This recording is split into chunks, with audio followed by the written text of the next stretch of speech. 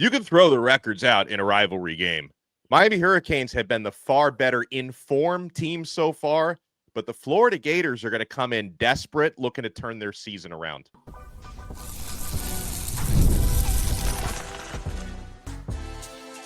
You are Locked On Gators, your daily podcast on the Florida Gators. Part of the Locked On Podcast Network, your team every day. I am Alex Donno, host of Locked On Canes. Brandon Olsen, host of Locked On Gators. This is an epic crossover event here on the Locked On Network because the number 4 Miami Hurricanes and the Florida Gators are going head-to-head at Hard Rock Stadium this weekend. Thank you so much to the everydayers for making us your first listen. We're available free wherever you get your podcasts. We're free on YouTube. We're part of the Locked On Podcast Network, your team every day. Today's episode is proudly brought to you by FanDuel. Right now, new customers can bet just $5, and if your bet wins, you'll get $300 in bonus bets to use across the app. Download FanDuel today. We're going to have our game predictions coming up. We're going to talk matchups and keys for this one, as the Hurricanes will look to extend their home winning streak to 10. Florida's going to look for a signature win in this one. We'll talk about the top storylines. And Brandon Olsen, Locked On Gators, I'll start with you because there's been a lot going on in Gainesville, from key injuries to suspensions of one of the assistant coaches. I mean, where do we start? Start with the fact that I am so upset that this isn't an undefeated versus undefeated game, because I was really looking forward to it all summer. I was like, if Florida can even be 2-1 going into this game, I'm going to talk so much trash to Donno's listeners. But I can't, and now I know I'm going to have to deal with the comments of like, oh, you don't look as confident this time around, do you? I'm going to have to deal with that little shtick that they're going to bring out there. But I think the biggest storyline is just Billy Napier is, in theory, coaching for his job. I don't even know if he really is at this point. Honestly, if it were up to me, I'd say, hey, I don't care what happens for the rest of the season. You're not the guy. I said this last year after the A&M game. I was like, hey, he's not going to be the coach to win you a championship. Get rid of him. That ended up not being what they did because, they won a few games at the end, and that means you're right back on track. How'd that go for you? But I think that, I don't know if he's really coaching for his job at this point. I don't think he's going to get fired after this game, regardless of what happens, unless it's an absolute blowout again. I don't think this is going to be the game that gets him fired, and a lot goes into that. Partially, Jabbar Jalouk, who is suspended for 3 games due to the LSU pregame altercation, was, I think, thought of as the interim in waiting. And so at least that's how I've thought of him, was that he would be the interim in waiting. And so he's suspended for 3 games. So did that buy Billy 3 games? And also, of course, you fire a head coach and your team is allowed to enter the transfer portal immediately for 30 days.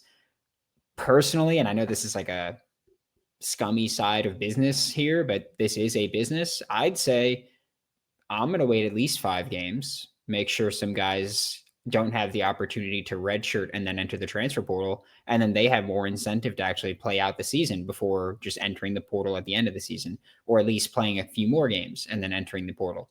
So I think the biggest thing for Florida is just like is this team going to show up for Billy once again? Because last year we all thought Billy was gone, and then they showed up like crazy and rallied behind him. So I think for Florida, that's got to be the biggest storyline of, will they do it again, and do they still believe in Billy, which I do think a large portion of that locker room still does.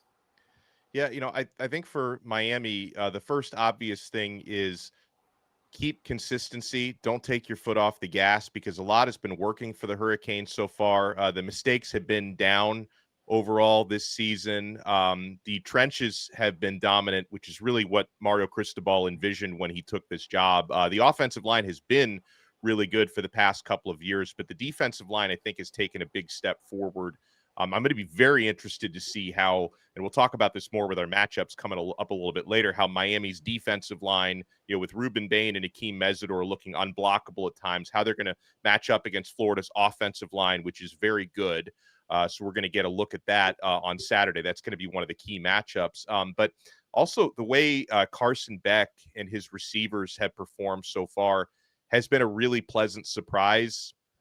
I think Miami definitely benefits from, a lot of the negativity and the narrative surrounding Carson when he decided to leave Georgia, because I really believe that lit a fire under him. Because a lot of the stuff that people in Athens were claiming about him, that, hey, maybe he's not the hardest worker, he's not the best teammate. His experience so far in Miami going back to January is the exact opposite. The guy has been a film junkie. He's been a leader. From the moment he arrived on campus, he dove headfirst into Shannon Dawson's offense, and even not being healthy enough to throw the football in spring, was still able to hit the ground running when fall practices began. And you've seen, the targets that he's developed the most chemistry with so far. CJ Daniels, formerly of LSU, who comes up with a circus catch or two in every single game. Malachi Toney, true freshman, who's been really good. And you started to see last week a couple of other targets emerge. True freshman receiver Josh Moore had his breakout game with 2 touchdown receptions. And Keelan Marion, transfer receiver from BYU, led the team in receiving against South Florida last week with 6 catches for 81. So, I mean, so far it's one of those things where everything's been working for Miami. So you're going to start to see their consistency tested, because we all remember what happened last year. I mean, Miami had some dicey moments, but they did start the season 9-0 before fading down the stretch. So you have to show the intensity over the course of 12 plus games. That's one thing. And another thing I'm going to be looking at, Brandon, if the scenario comes up in this game, we'll see. But the Hurricanes so far this year have not trailed at any point in their games. They were at one point tied against Notre Dame 24-24 in the fourth quarter, but never trailed. Obviously didn't trail against Bethune-Cookman, didn't trail against South Florida. So we haven't seen how the game plan and how the attitude changes if you're playing from behind. The pass rush, which has had a lot of success for Miami, has been able to, really pin their ears back playing with leads. Miami's had the opportunity to, lean on their running game a lot to milk the clock. So if that scenario comes up this week, we'll find out. But I want to get your take here when we're sticking with storylines. Interesting quarterback storylines on both sides, because, Carson Beck, he's completing almost 80% of his passes so far. He's got 7 touchdowns. He even scored a rushing touchdown against South Florida this past weekend. Carson is actually, it's very early, I don't put a lot of stock into this stuff now, but he's now top in the Heisman Trophy odds according to FanDuel. So he's had a really good start. And then with DJ Lagway, sure, there are a number of different reasons for it, Brandon, but we've not seen, the form that he was in the second half of last year. And Lagway comes off a 5 interception performance against LSU. Yeah, I mean, DJ looked like he was reading in Chinese when he was looking at that iPad on the sideline. It was brutal. I hate doing things like this, but I really don't remember the last time that I saw a quarterback just look as flustered as he did. And it didn't even look like he was oh yeah, I have no idea what's actually happening. It kind of just looked like he looked as if he was no matter what I do, things are going poorly here. And it was brutal to watch. You could just see the frustration on his face after the 3rd pick, and then after the 4th pick, and then after the 5th pick. You just saw the frustration every time. And I'll be really interested to see if he bounces back, because I also do feel like maybe there's that little weight off his shoulders of well, I'm never going to play a worse game than that. So at least there's that. He can only go up from here, I guess. So I'd be really interested to see how DJ bounces back. I'm interested to see how Miami defends Florida. I said this last week when doing the crossover with Matt Moscona of Locked On LSU, where and that was very Blake Baker style of, we're going to play press man, we're going to be really aggressive, we're going to throw a whole bunch of different looks at you pressure wise. I said that if I'm any defensive coordinator, I'm doing that same thing against DJ Lagway. I'm being as disrespectful as humanly possible. I'm playing press man coverage. I'm sending everything I possibly can at you, and I'm going to do it until you make me respect you. Because at this point, like Florida Gators fans have had the argument of, well, it's because of Florida's offense going so condensed that teams can just blitz the hell out of Lagway and really tee off on him.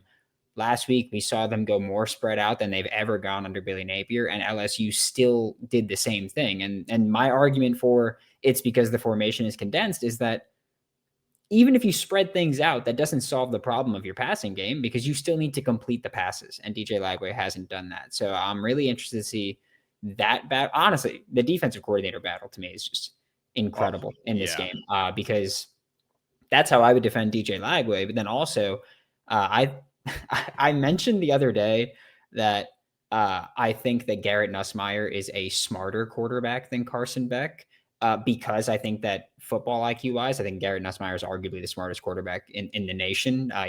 Son of an offensive coordinator. You watch the way that he manages the line at the line of scrimmage, and you watch how he just manages an offense. It's incredible. I don't think he's physically a great quarterback at all, but I think that IQ wise, he's maybe the smartest quarterback in the nation. And it wasn't a knock on Carson Beck, but I am very interested to see two things for Carson Beck mentally. One, how he's going to deal with Florida's pressure looks and just the way they disguise pressure and disguise coverage on the back end. I think that's been giving quarterbacks a lot of fits for really the better part of a year. Once they figured things out last year, that's how they defended everybody. That's how they made their plays. That's how they caused hell for quarterbacks. And then also just from a confidence standpoint from Carson Beck, like he's been playing very well, but last year he played one of his worst games as a college quarterback against Florida with the 3 interceptions. Two of them were just awful decisions that you can't really excuse. So I'm just interested to see how he bounces back. I'm not saying that's going to be a struggle for him. It's just a thing I'm interested to see. How do you kind of shake that off? Because he's also obviously in a completely different setting than he was in last year. Yeah, no doubt. And we're going to talk about the matchups and the keys that are going to decide this game for either side. We're all over the place. We're on Locked On Gators. We're on Locked On Canes. Make sure you subscribe to both of our channels because we've both got a lot of pregame material coming up before Miami hosts the Florida Gators, 7:30 p.m. on Saturday. Key matchups coming your way next. You want to keep it locked right here. We're only getting started on this brand new episode.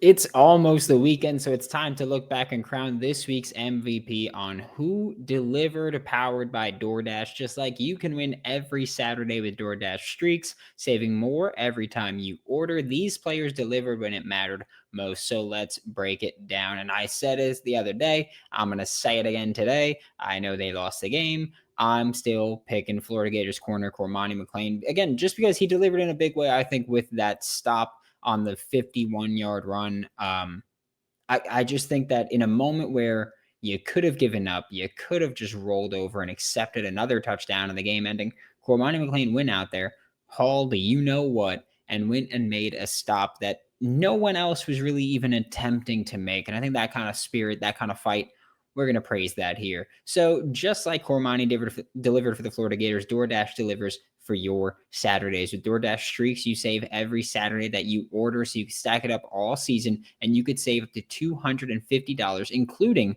$100 in DoorDash credits. So order this Saturday, keep the streak alive, fuel your game day only with DoorDash. Terms apply, promo period through November 18th, and the NFL season is here.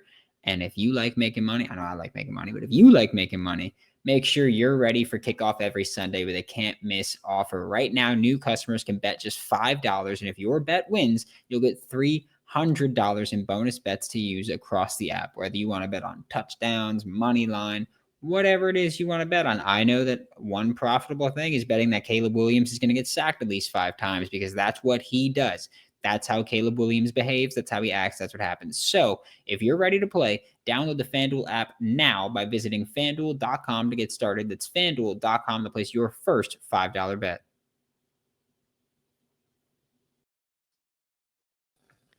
Thank you for making this crossover episode of Locked On Gators and Locked On Canes your first listen. Alex Donno from Locked On Canes alongside Brandon Olsen from Locked On Gators. And Brandon, again, like my big picture here from the Florida side, in my opinion, this is a team that obviously has not produced the results of their talent level. And so, like, from a Miami point of view, I just hope this isn't the game when Florida decides to stop shooting themselves in the foot at every opportunity. With that said, what do you look at as the keys and the big matchups from the Florida side? I think one of the biggest things is, and you touched on it earlier, is that Florida offensive line against Miami's defensive line. I mean, I know that last year, a lot of people talked about how Ruben Bain just wasn't the Ruben Bain of old. Ruben Bain is the Ruben Bain of old now. Obviously, actually, he's the Ruben Bain of new. He's just been wrecking. And And so I think that that's going to come down to it because Florida against LSU, DJ Lagway was pressured 20 times. And the thing is that a lot of those were just, and by a lot, I mean, I counted like 7 or 8 of them were just guys coming in completely unblocked. And I don't know if that's a Jake Slaughter issue at center. I don't know if that's a DJ Lagway issue at quarterback, but guys just not picking. I know some of the issues, what they were, and we've covered them before, but guys just coming in unblocked is a thing that's happened where I don't remember really looking at the offensive line and seeing them lose reps just outright. Like just watching them, like Austin Barber played a hell of a game last week against LSU. These guys weren't engaging with defenders, then losing reps, and then DJ Lagway getting pressured. It was they're blocking people and unblocked defenders are just coming in. And so again, if I'm a defensive coordinator facing DJ Lagway, that's exactly how I'm defending him. I'm blitzing, and I'm going to hope that and expect that he's not going to call out who needs to be blocked here and that you're going to get some pressure in there. I think that that's one of the biggest things that has really struggled, or that he's really struggled in. We watched him make a lot of calls at the line last week. Those were still issues. So I really don't know to what extent he's making calls, if he's just checking to another play or if he's actually handling protection there. But yeah, if I'm watching this game and I'm going to say, hey, if Florida's offense is going to do anything, I'm looking at the offensive line. I'm saying, you got to hold up, and DJ Lagway, for the love of God, please just make some right decisions, play mechanically sound football. Maybe you'll put up more than 10 points. Just throwing that out there. Just throwing it out there. I mean, when I Maybe look at it. I mean, one of the big things from the Miami side here, and you know, it's been so far so good for Miami's offensive line, but protecting Carson Beck is always going to be paramount. I mean, this is a little different from, you know, the Cam Ward era where he can kind of improvise no matter what the offensive line is doing. Carson Beck, he can pick you apart if the pocket stays clean. So far this year, the pocket has stayed clean, and it, you know, Miami gets a little lucky here that apparently Caleb Banks is not healthy enough to play this game on Florida's D-line and seems to be out for a long-term injury. So Miami keeping a clean pocket for Carson and also getting some push in the running game. So there's some things. And with, you know, I know that I think Florida, it's pretty clear Caleb Banks is not going to play. Miami's injury situations are always just shrouded in mystery. So I will say for this week, and I don't want you guys to accuse me of lying again like I did last week, because last week I thought running back Jordan Lyle was going to play and he didn't. And You lied. You lied. I lied about Lyle, I guess. And I thought receiver JoJo Trader was going to play last week and he didn't. Cristobal said that like Lyle could have played. Yeah, Lyle could have played against USF, but I guess he didn't get enough reps during the week because of when he recovered. And JoJo Trader was like, it's close for not being available. So if we are to expect both of them back in, that's obviously Lyle. Lyle is going to add the third punch to Miami's backfield on the ground, and JoJo Trader could give another option. Carson Beck has really spread the football around. So, you know, bottom line, like I see Florida's defense, they've only given up 2 touchdowns all year. And, you know, talking with Shannon Dawson, Miami's offensive coordinator, he gave that unit their respect. He said, watching the film of Florida's defense, they do not look like a 1-2 football team. So I think there's a lot that Miami needs to execute on that side of the football. And then defensively for Miami, you know, the front seven has been so good so far. And you talked about, you know, how Miami is going to try to pressure DJ Lagway. But if we do, you know, see Lagway throwing downfield, you know, Vernell Brown is a guy who's obviously off to a great start for Florida. Want to see how someone like Keontae Scott does against him. Want to see Miami's corners, OJ Frederic and Xavier Lucas, especially how they stand up against what could be one of the tougher challenges they face this year, assuming Lagway does have some time to throw. So, you know, because that was an area, Brandon, I remember how much of a liability Miami's defensive secondary was last year. They've done a lot to try to fix that. New coaching, new defensive coordinators, you guys got a new coach? Personnel. We got a few new coaches, including a defensive backs coach that you guys were a little familiar with, who's now one of my. I thought he went to the NFL. He didn't go to the NFL twice. I heard he went to the NFL. Oh, What's that's what one of the interesting. top Gator news sources allegedly said, and it didn't happen. Not you, but one of the other. It's interesting. Interesting. I thought he was out the door. Yeah, no, I think that even if you do have the time, it's going to be really, or even if DJ Lagway has the time, it's going to be really interesting to see if he could actually deliver the ball. I mean, his mechanics, and part of it was, he's been injured for the majority of the past year. Billy Napier mentioned that last week that he's had 4 weeks of practice. So now we're at 5 weeks of practice. And his mechanics really fell apart, honestly. Like you watch the film and his footwork's falling apart and the ball's sailing and then he's overcorrecting and he's spiking it basically. So I do think that that's going to be a really important part here. And for Florida's run defense, like you mentioned, they've been just balling. I mean, last week, LSU had, I think it was like 95 yards on 26 carries, and 51 of those yards came on what ended up being the run to seal the game. But 51 of those yards came with under a minute left in the fourth quarter. And so this defense has just been, I feel bad for them. Like genuinely, I just feel bad for this defense because you had the number 3 team in the nation. You were on the road. Your quarterback threw 5 interceptions. One of them was for 6. And defensively, you allowed 13 points. And your offense couldn't get it done for you. And that just must be so incredibly frustrating. George Gums has been playing stellar run defense, which I didn't really anticipate from him this year. There was a reason that he was mostly in on passing downs last year, but stellar run defense. Miles Graham's just balling. I think Miles Graham's going to be a big key to this game just because I think his overall usage as a blitzer from the off-ball spot, he had a great game against LSU as well. An insane pass breakup where he was like falling backwards and somehow barely got a hand on it. So I think Miles Graham's going to play a huge role here, but I just think that this defense needs to continue doing what they've been doing, which the Miami game is definitely their toughest test so far. LSU's offense has been struggling to get going regardless. So I do think the Miami game is the toughest test so far. But again, I just watched this and I'm like, how much does it matter? Because if the offense is going to be what the offense has been, and I'm going to watch 2013 Will Muschamp Florida Gators, you're not winning this game regardless if that's how you're going to play on offense. So I do think that the defense have been balling out. I hope they can continue this. But again, I still need the offense to do literally anything, just anything, just one time, just do something for me there.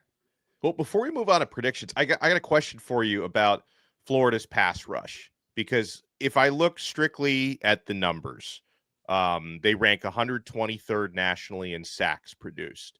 Pro Football Focus has their pass rushing grade at 102nd in the country. They've got 2 sacks in 3 games.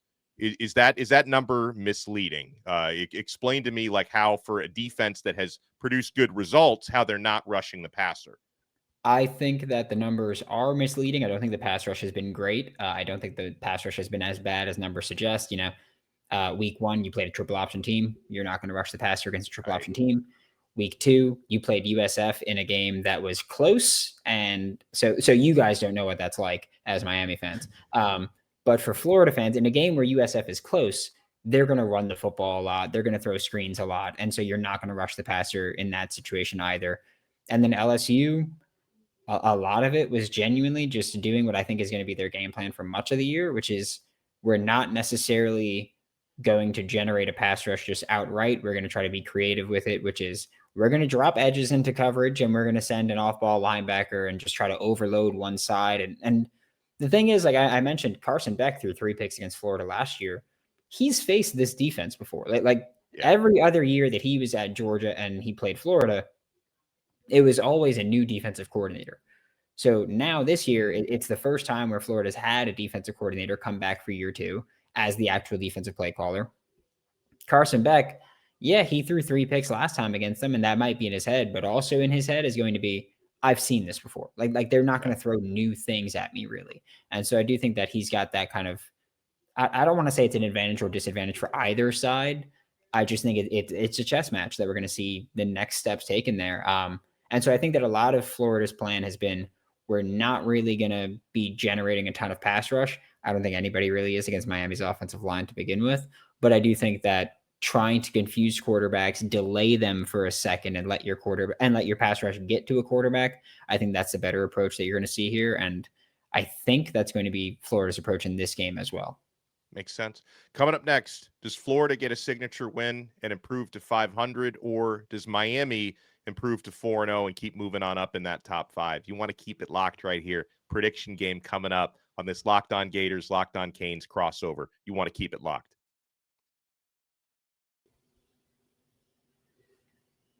Mazda crafts cars who do more than simply just move, right? From footwork to breathwork, athletes sweat all the details. Mazda brings the same intention to how they craft every single model so that you can make everyday drives feel like anything but, from smooth handling to intuitive controls. With all-wheel drive standard in every crossover SUV, you can drive with confidence throughout almost any season. Like our players, we sweat every detail, because when you make every move count, impossible simply becomes irrelevant. Mazda, move and be moved.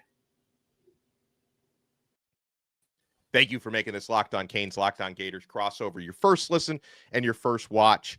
We're available free wherever you get your podcasts. We're free on YouTube.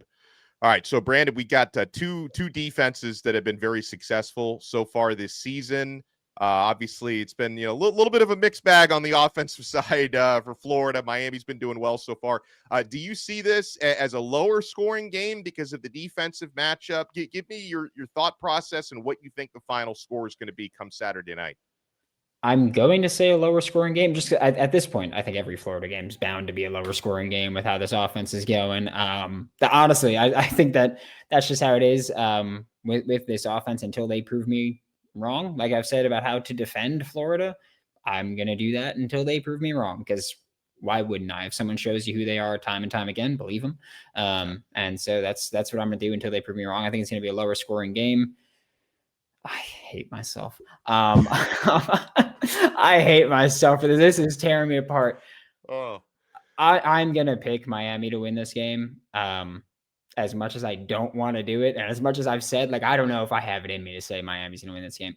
I'm going to pick Miami to win this game, but I'm not by any means saying that it's unwinnable for Florida, because, right. like you mentioned, if Florida's defense plays at, let's say, 80 to 90% of what they've been playing at, that'll still be a very good defense.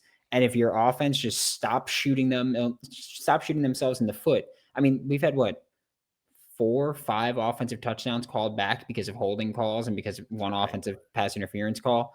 So, I mean, like, it's been there. You just haven't finished at all. And I know that that's, moral victory. We don't actually care about that. But, like, I think that when you look at the process, they've been there. They just got to finish it. Will they finish it? Who knows? But I think this offense, if they figure that out, can at least be average. And with an elite defense, I think that you can carry that over. So we'll see that. My biggest fear, though, is that if Florida's offense continues to be Florida's offense and continues to lead to interceptions and punts, is that like a defense can only be elite for so long. At some point, they're going to break, and it's going to happen. And that's what happened. One of their 2 touchdowns allowed was USF after Florida kept punting and kept giving them the ball back. Florida was looking to the sideline. USF snapped the ball, had a deep shot available there. And so that was one of the 2 touchdowns allowed. It's just, you can only rely on a defense keeping you in the game for so long. And this offense has done everything they can to keep you out of games. So I'm going to pick Miami as much as I hate it. I don't think that it's an unwinnable game for Florida. But yeah, I can't put any faith in this offense until they give me one singular reason to give me faith in this offense. I just can't do it. Yeah, and as I mentioned at the top of the show, strange things can happen in rivalry games, but I am going to, and hopefully these are not my famous last words, I am going to trust the mental DNA of this Miami team, because they obviously have the physicality. They obviously have had the success on offense, the success in the trenches so far. Up to this point of the season, first 3 games, well, 2 out of 3, I don't really Bethune-Cookman pick, who cares? But I've been pretty conservative on my Miami predictions so far. But you mentioned the scenario of the Gator defense eventually breaking, and I'm gonna go bullish on this one.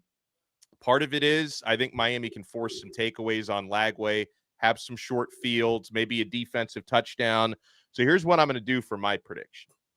You meet the Gator, and then you meet Mario Cristobal's belt. And we are going belt to behind for a 42-16, not 41-17, 42-16 Miami Hurricanes win in this one. You better hope they win. You better hope they win is all I'm going to say. Yeah, all the Gator blogs are pulling this clip and bookmarking just in case they need that footage a little bit later. But I'm going 42-16. But man, I want a good game. I want a great crowd there at Hard Rock Stadium. They in our little old rented stadium, the crowds have been pretty good so far this year. You said it this time, not me. You said it. Just want to throw that out there before I get the comments about me making the joke. Yeah, they'll hear me say it. They'll still attribute the quote to you. He made him say it. He made him do it. That's it. It's hypnosis. I want to thank everyone for making this awesome crossover episode. And if you're a Locked On Canes listener, make sure you check out Locked On Gators. If you're a Locked On Gators listener, probably not too happy with me after what I just did with the props, but check out Locked On Canes. And Brandon Olsen and I always have a good time. Everyone have an awesome weekend, and we will talk to you next time right here on the Locked On Podcast Network. Your team every day.